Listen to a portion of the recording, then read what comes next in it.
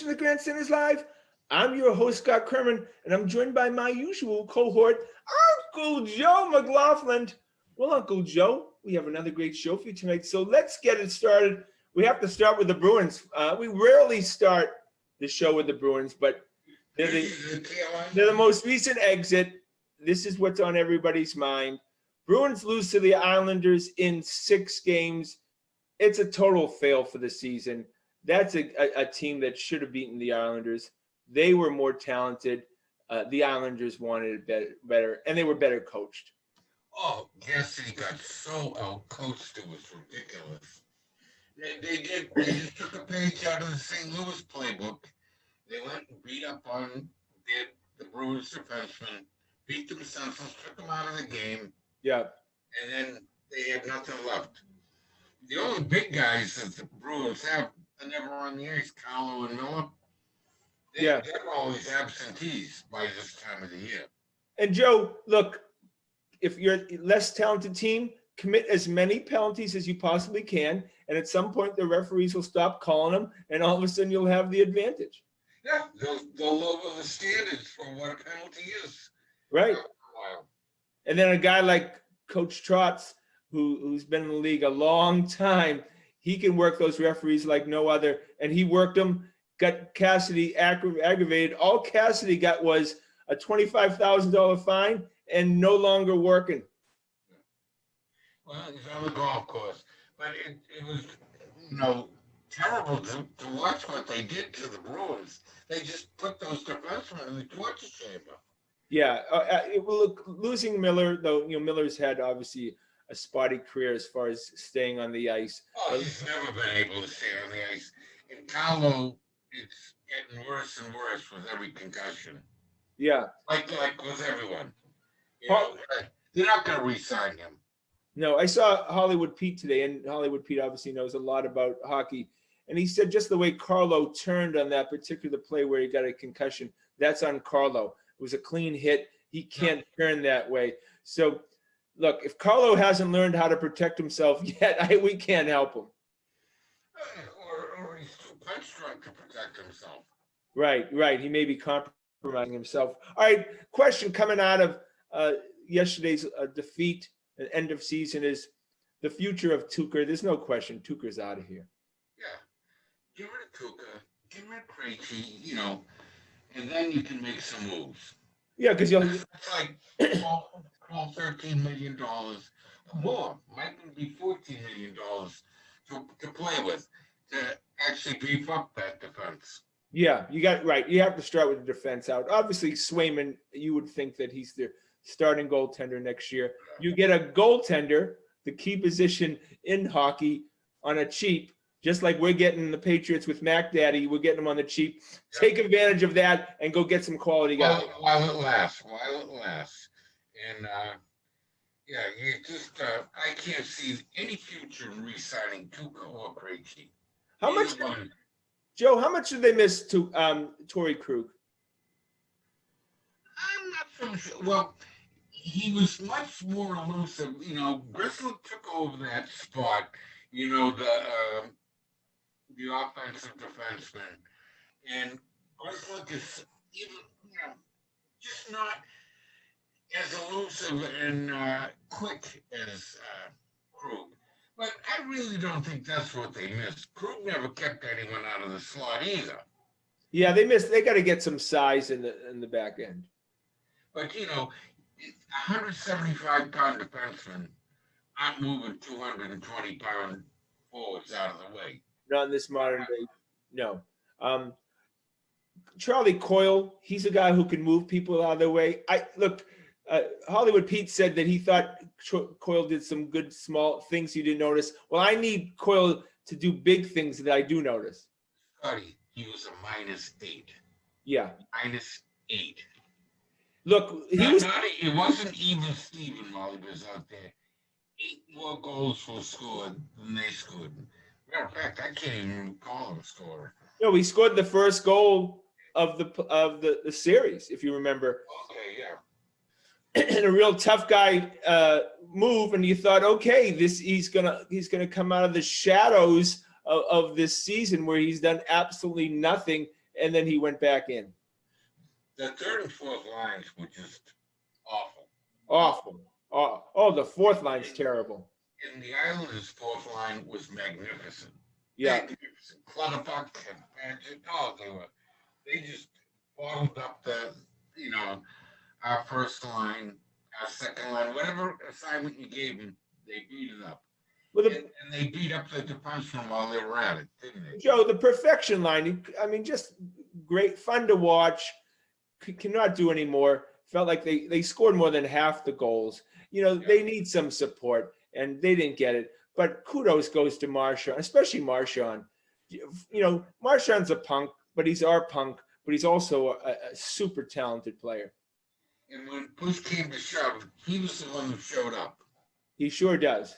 Well, he did it in that seventh game in that series against St. Louis, remember? No, I know. Remember, he kind of disappeared. He was hiding, and I think he got beat up. Remember, that was a long. I think he was injured. He was protecting an injury. Yeah. I agree with you, 100% there. But he was invisible in that series. But in this one, he was the only one. He was the heart and soul. Yeah. Heart and soul. Yeah. Just to end it, Bruce Cassidy is a good coach. He's a top 10 coach, I think, in the NHL, but he's not a top 3 coach. Well, I think he's learning. He's only been a coach for a few years. Like we always say, Stanley Cup playoffs are a different animal whatsoever. He's got to learn to coach in the playoffs, take advantage of other teams' weaknesses. Look at the way Trotz, took advantage of the Bruins' weakness on defense. He exploited it and exploited it and exploited it until they were in tatters in that game 6. They were just a shadow of themselves. And just to end on the Bruins, I never want to see Jake DeBrusk in a Bruins uniform again. Can you do that for me, Joe? They should have traded him 2 years ago. Oh my! 2 years ago, when we were all screaming for them to trade him. What? Yeah, he has no value now. He would have had value 2 years ago. Even a year ago, you would have gotten a bag of pucks from him. Now you got to package a draft pick with him to get rid of him. Yeah, absolutely. Yeah, that's for sure. Yeah, he doesn't carry a heavy load. They could actually drop him. All right, go to the Celtics. Kemba has requested a trade. Oh, good, Kemba. You go out and you find a trading partner, and we'll fill out the paperwork for you. You couldn't get rid of him fast enough, but you'll have to give up a first-round draft pick. Unless you take on a big contract, and the talk is taking on Porzingis. I would do that in a second. I don't know. He's a stick. Did you watch him in that Dallas this year? He does nothing. Unless it's a contract year, I don't want Porzingis, to tell you the truth. But so you'd rather have Kemba than Porzingis? I want neither, to tell you the truth. Let's explore something a little better. Yeah. Yeah, and Porzingis has an extra year. Like you were saying the other day, Brad goes to Indiana with Kemba, and we get maybe Miles Turner back. Oh, Miles Turner back. I know, it seems like he's on the team. Brad finally gets this guy, but he's not on his team anymore. Yeah, right, exactly. That would kind of stick it to Danny a little bit, if they get Miles Turner. Danny the only thing wrong with Danny, the last 5 years, he couldn't pull the trigger on a trade. Could not pull the trigger.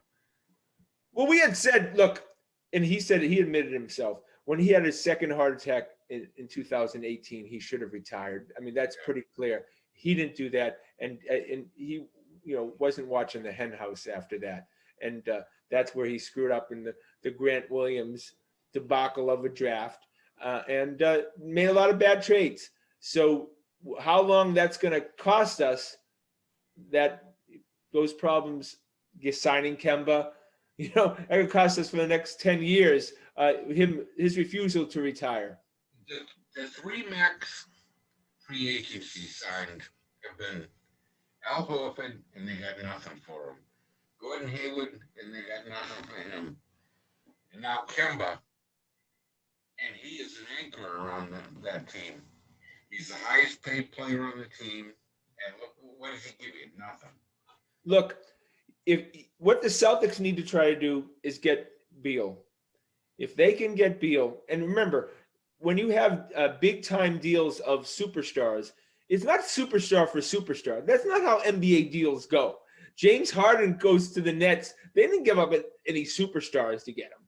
That's not how it do. You don't have to give up Jaylen Brown to get Brandon Beal. You just have to be creative, and you're going to have to give them a hell of a lot of draft picks and any young players you have, the Neesmiths, the Langfords, the Pritchards, the Rob Williams. I don't care if it's a 9-player deal, Joe. Get it done. Exceptions, mid-level exceptions, anything you can throw into the deal to make it, But that's how the NBA deals work. People always think it's tit for tat. That's not how it works. If Beal wants out, you can get him without giving up Tatum or Brown.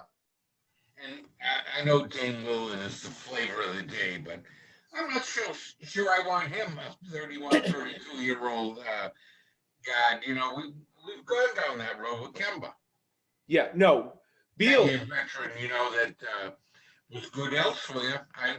Someone who used to be good, Look, we're talking about Tatum taking it to another level, and it's not about scoring right now. It's about him making other players on the court better. Tatum loves Beal. They grew up together. He looks up to him. If you ever wanted Jason Tatum to start passing, put Brandon Beal on the team, who I think in some ways he thinks is a better player than he is. Okay, but I think you might have to make a deal to make that deal. You might have to make the deal to get Porzingis first, and then turn around and make it, to swap.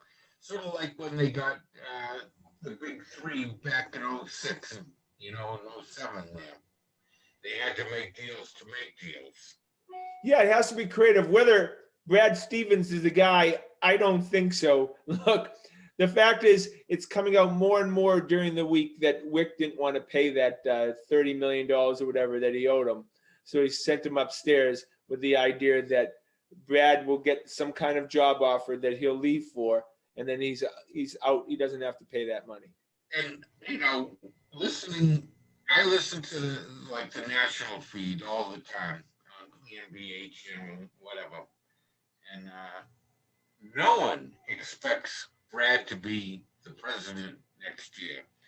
Everyone around the league expects him to be coaching somewhere else, whether it be pro or college. He's not going to be the president. He's going to be a coach next year.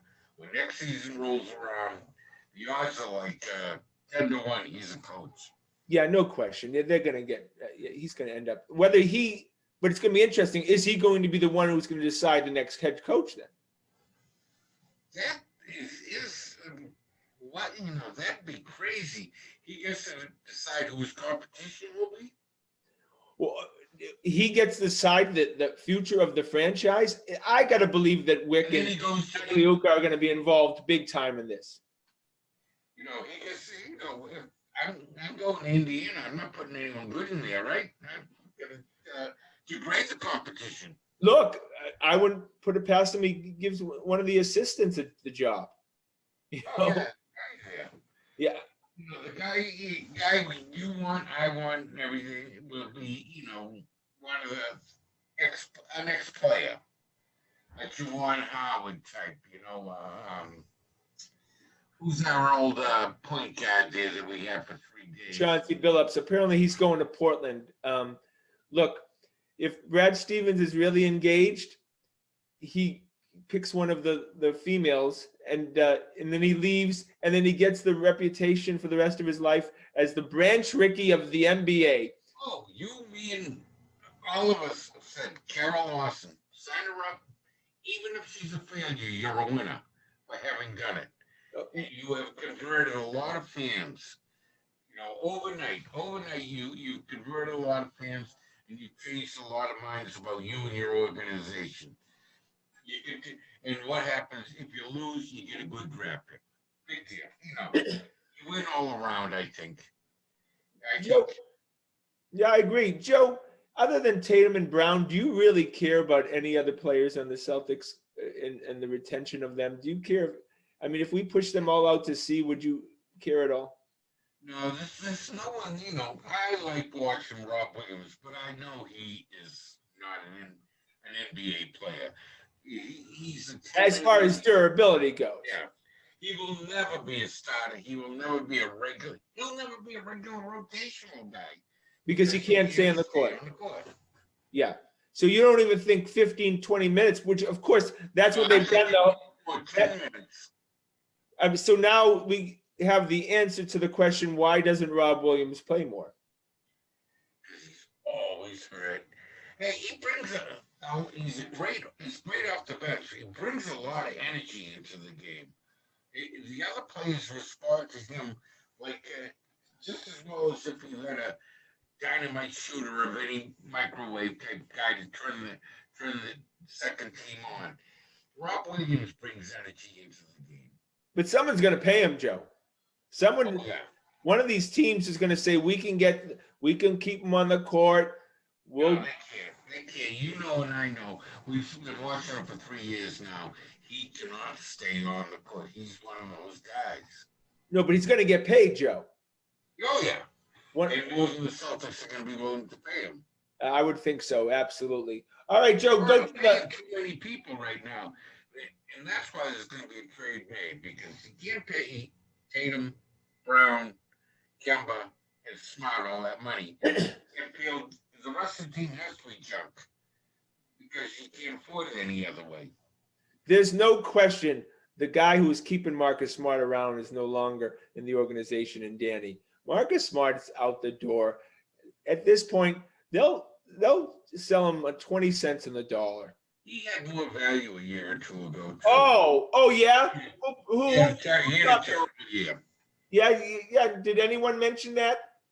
Was I know, right? I know. I'm on your team now on that one. I agree with you 100% on that. But can you imagine if Danny we give him a truth serum and we ask him, what were you offered last off season for Marcus Smart? He has a great reputation around the league. Can you imagine?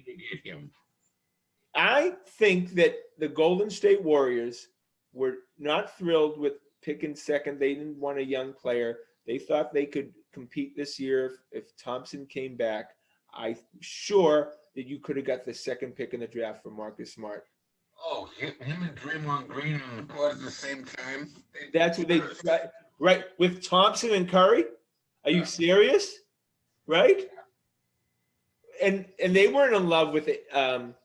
What the kid Wiseman? Yeah, the Wiseman kid. Who would look great in a Celtics uniform right now. Moving forward. A big, tall. Yeah, absolutely. That was a complete fail. We're going to be ripping into Danny for years. I just want to mention that. Yeah, he just did nothing over the last 4 years. Nothing whatsoever. It was like he couldn't. Yeah.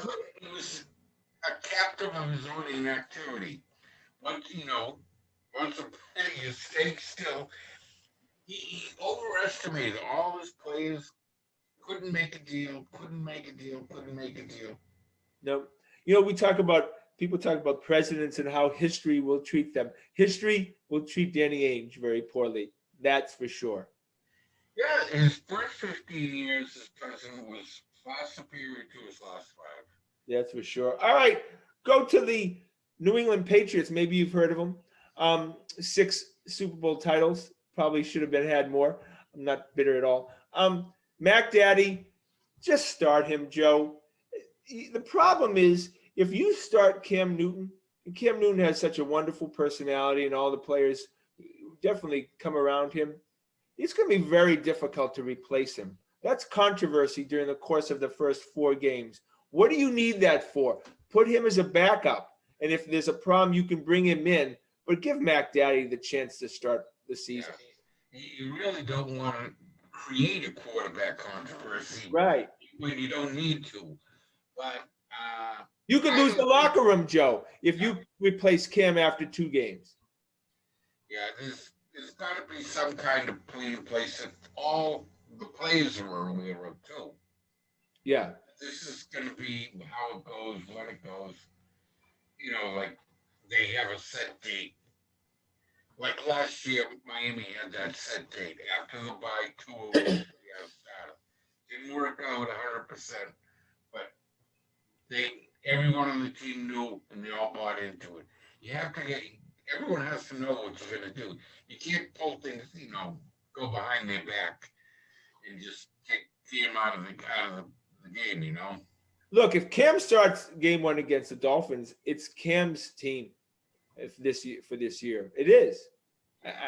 You know, I mean, yeah. I really wouldn't want Mac to be playing against Tom Brady in Game 4. Brady would take that as a personal insult. Well, that's his problem. He'd be blowing snot bubbles and trying to beat him 80. So it's summer. It's coming close to summer, and we're all loving. So when you take the beach chairs out, just remember the Patriots will be hyping Jared Stidham. It comes each year. Yeah. The same. So why do they do this? I mean, they try to go from a conditional 7th round pick to a conditional 6th round pick. Get rid of Hoyer. They need the 4 ball. They need the 4 rounds for training camp. So the trade won't come until like after the second preseason game. Jared Stidham ain't even Ryan Mallett. I mean, this is just ridiculous. Don't waste our time, right? I mean, if this was baseball, Jared Stidham would be in Portland. Yeah, if it was baseball, the spring training story be here he is reporting in the best shape of his career. Yeah, right, exactly. So Julio Jones, I understand that the Patriots, for a 32-year-old wide receiver, was not going to kill their cap space for one guy who could pull a hammy and be out the whole season. And we learned that with the Antonio Brown situation. Yeah. You don't pay that amount of money and draft capital. When the Falcons were pushing on the Patriots because they took them to the cleaners with the Mohamed Sanu thing. But that was a different scenario. Brady wanted Sanu. They had to placate Brady. And so they gave up a second. They weren't going to do that again. Also, they figured the seconds are like a third when you had Brady. With second, now it's a mid-second round, and those are more valuable. Yeah, now they are much more valuable. Before we end the Patriots, what a feel-good story. I know it made you feel good this week to see the video of Bob Kraft for his 80th birthday party being given a present of a Bentley. Oh, for God. The man's worth $7 million. He could buy the company and not even know he bought them. It would be a line item. Yeah. This is a guy that hires the Rolling Stones to play at his birthday party. Yeah, right. Exactly. I mean, tone deaf is not even the beginning. Yeah, well, they said it was the Bentley of his dreams, so. Oh, for God's sake. Will we see him tooling around Brookline in it? Do I ever want to see Bob Kraft driving? Especially not a car as big as a Bentley. Yeah. They'd be running people over going down yeah. Unbelievable. It just, if that's when I had to shut off the computer for the night when I saw that. I'm like, okay, yeah, this is a real feel-good story. Sure, you must have a chauffeur by now. By now. With the massage parlors. He's worth $7 billion. He's 80 years old, Joe. I think he has a driver. Yeah. I know when you have $7 billion, you'll get a driver. I'm sure of it. All right, we go to Red Sox. First of all, loving our new seats. We're the Grandstanders, and we all have new seats. We're now no longer in Section 8. We're in Section 30, which is an upgrade. So anybody who watches the show, come on by. And one of us will be there every night. It's remarkable, Joe, that the Red Sox are playing .600 baseball and have received no production from first base, second base, left field, and center field. Oh, 7, 8, 9 is the black hole of the major leagues. They may as well be a National League team. Yeah. That in the picture. It's This is you have to hand it first of all to the starting rotation. Other than the last two games of all the hung in there last night, they've been tremendous. we thought that was the weakness of the team, and Sure. that has been by far the strength. They get 6 innings out of those guys every night. Yeah, and the bullpen's been lights out. Oh, Ottavino. I don't think he's gone like a dozen appearances without giving up a run. And that look, The other night. and we got to hand it to Hein Bloom. And we keep on every week. We keep on uh, lauding him for another great move. That's Saramora. Yeah. Fantastic. Yeah. But the roster is bottom heavy with 4 8 players. There's a lot of rubbish on the roster. It really is. That's what I'm saying. It's pretty remarkable how far they've gone this season. I think that it's at some point things are going to catch up to them because you can't have the Marwin Gonzalez and the Kiki Hernandez playing every day and think that's not going to reflect in your record. Against good teams, whatever the Astros have been eating them alive. Yeah. What are they taking 6 out of 7? Astros not only have seasoned veterans and like Altuve and Bregman, they've got some great young players too. Oh yeah. Yeah. Well, they've been bringing them along. We're getting cast-offs. Yeah. Right now. That's why. It's all cast-offs. That's why I know Hein Bloom is hesitant, but if this Jared Duran is what people have said. He needs to be playing center field for the Red Sox. I mean, Kiki Hernandez blew a ball yesterday that cost the Red Sox 2 runs, didn't catch a ball. Jackie Bradley catches that, and we don't even think about it. It's just an average play. Oh, routine play, routine. Now all of a sudden, now that you know what you have to pay Jackie Bradley for the rest of the season, why don't they go get him back? Yeah, he can hit 190. Yeah. And, no, I'm serious. Go get him back. You're only going to owe him $4 or $5 million. Just play, for cash. Bobby Dahlbeck, was he hitting 180 at first base? Yeah, He hits a home run every other week.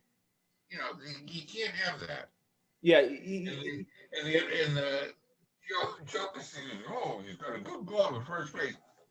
I don't know what his good glove is, but he hasn't been bringing it to the park. Because every time I'm watching, he looks like he's booting him. Yeah, how much longer with Dahlbeck?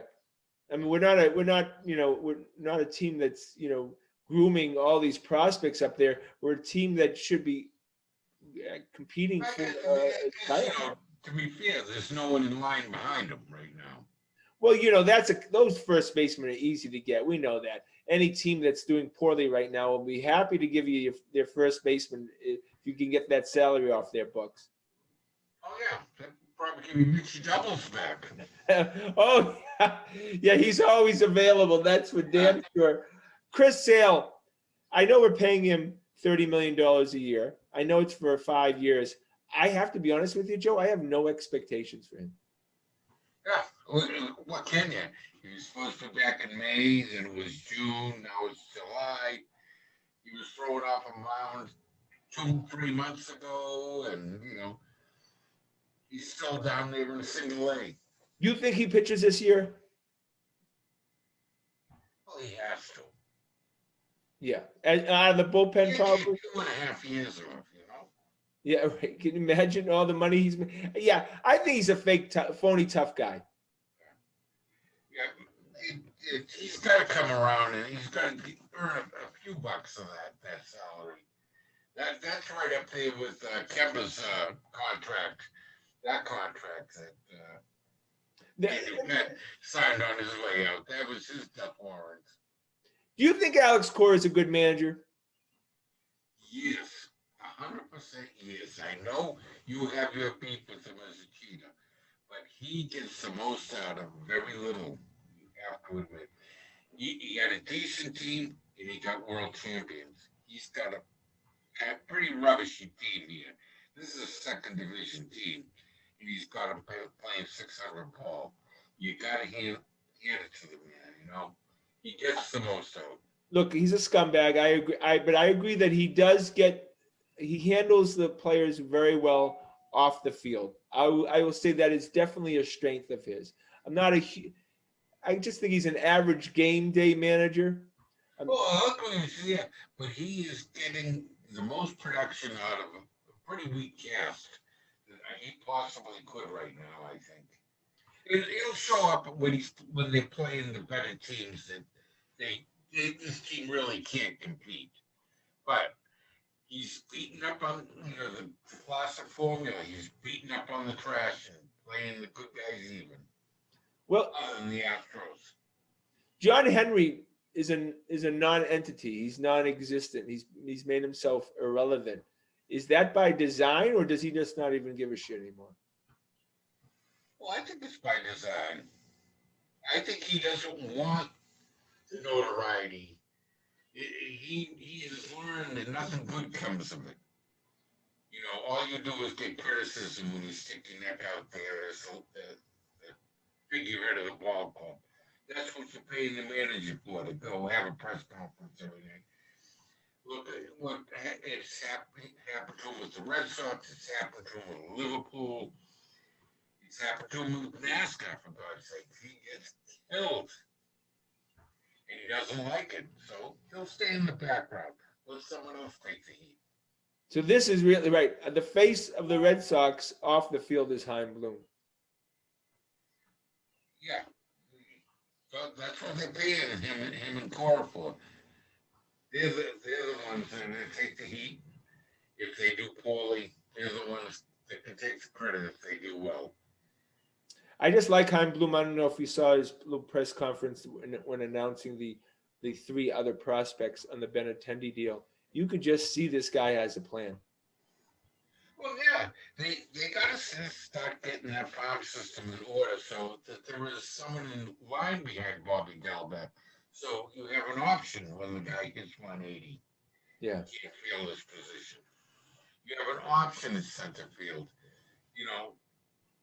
If people don't feel any competition breathing down their neck, they're really not motivated to do any better.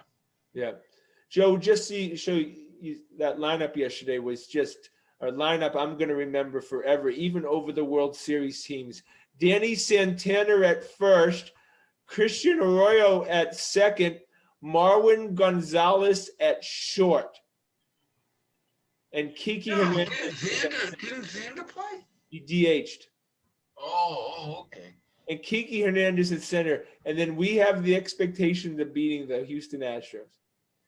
Yeah, those guys aren't major league ball players. They're really not. They're not. We can sugarcoat it because they're like guys disguised as major league ball players. Yeah, look, the moment they put the laundry on, you know how we are. We love them so much more, and we build them up. But those, same thing with the Celtics.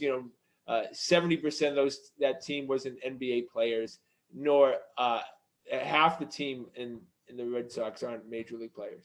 Well, that seems to be the model now. Have a core of high-priced guys, and everyone else is playing for the minimum. Trash. Some of trash. That's a rotten way to put together a roster, in my opinion.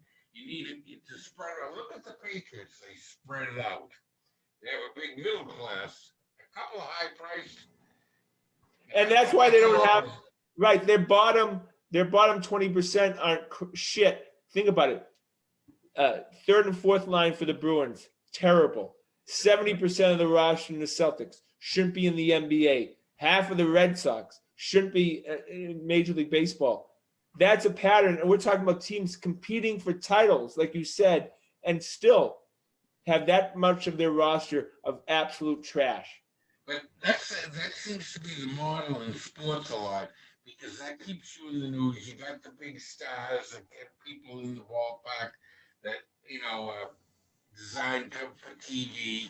You have the big names, and the rest of the team is absolute rubbish that you're hiding behind the curtain.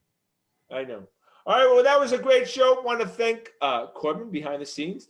I want to thank, of course, Uncle Joe. Please check us out on our website at thegrandstanders.com and tune in again next Wednesday night at 6:30 for another edition of Grandstanders Live. I'm your host, Scott Kerman. Have a great and happy night.